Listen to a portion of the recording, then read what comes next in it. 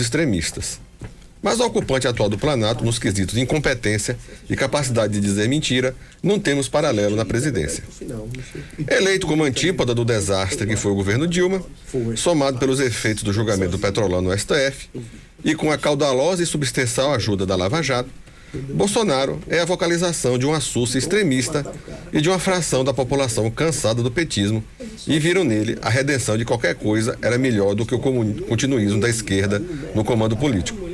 Seus eleitores, mesmo sabendo que em razão de seu passado de figura sem qualidade política nenhuma, ideias malucas, expulso do exército por querer explodir uma estação de águas na cidade do Rio de Janeiro, foi alçado à condição de presidente da República.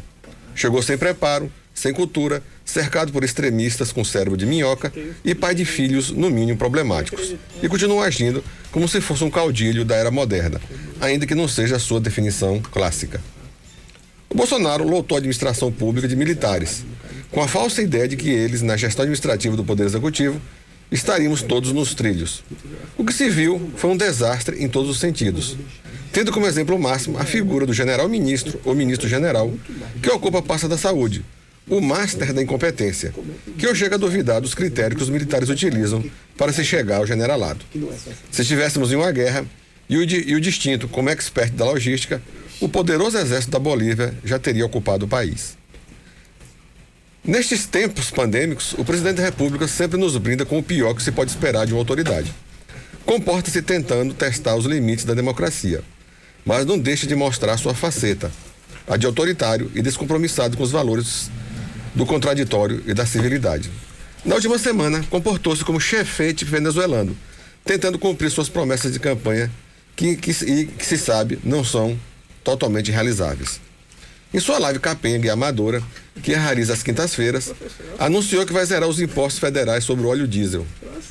A renúncia fiscal será de nos módicos 4,1 bilhões de reais. Disse ele que já tinha acertado com o ministro da Economia, aquele que não gosta de pobre e se diz liberal, mas com as ideias tão avançadas quanto uma charrete puxada a cavalo. No entanto, esqueceram que para abrir mão da receita tributária tem que haver a compensação para cobrir o rombo.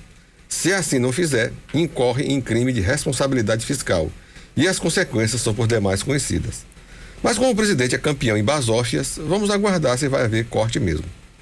E no estilo de puro Hugo Chávez, resolveu defenestrar o presidente da Petrobras em razão da alta do preço dos combustíveis. E adivinha o que ele pôs no lugar? Um militar. Original, não acham? Resultado: a Bolsa de Valores despencou, as ações da petrolífera viraram pó. E o comportamento clássico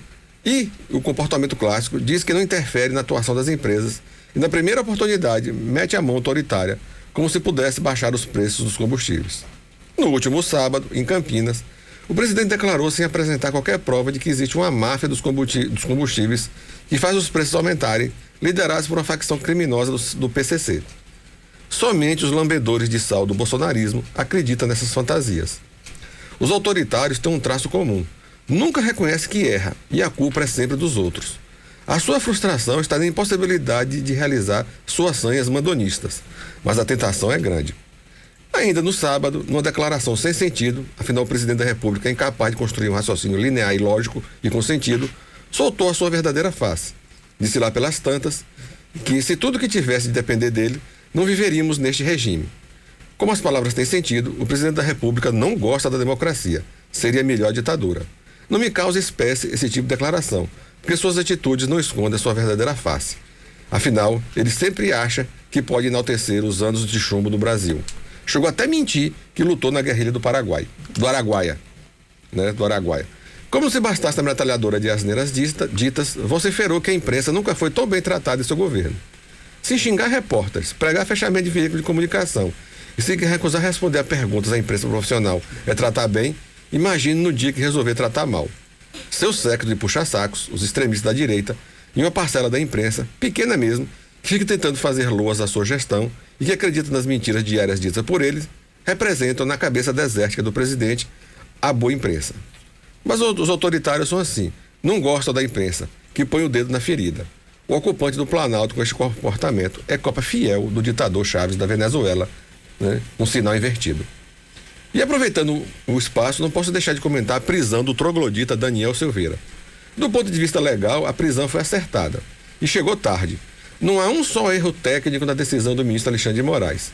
Aqueles que ficam declarando que se trata de palavras, de que as palavras do indigno deputado é protegido pela imunidade parlamentar, desculpe-me, mas tem o mesmo cérebro do político preso, se é que tal equipamento biológico pertence a eles. Para mim, o pior não é a conduta do deputado, mas seus eleitores. Estes sim, que são os agentes mais perigosos desta equação.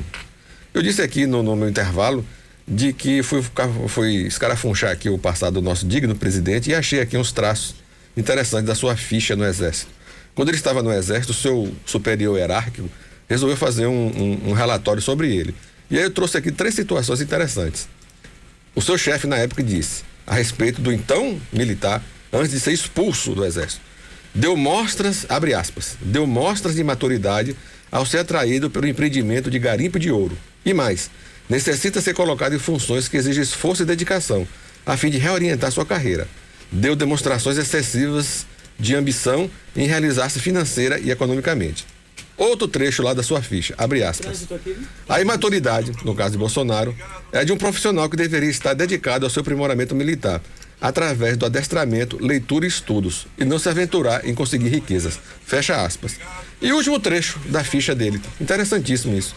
Bolsonaro tinha permanentemente a intenção de liderar os oficiais subalternos, no que foi sempre repelido, tanto em razão do tratamento agressivo dispensado a seus camaradas, como pela falta de lógica, racionalidade e equilíbrio na apresentação de seus argumentos. Eu gostei dessa última frase aqui, pela falta de lógica, racionalidade e equilíbrio na apresentação dos seus argumentos. A ficha de estudo, quando ele ainda estava no Exército, antes de ser expulso de lá, porque ele queria soltar uma bomba na rede de águas do Rio de Janeiro, né? Isso é o que eu tenho a dizer. Bom dia a todos e até a próxima quarta-feira.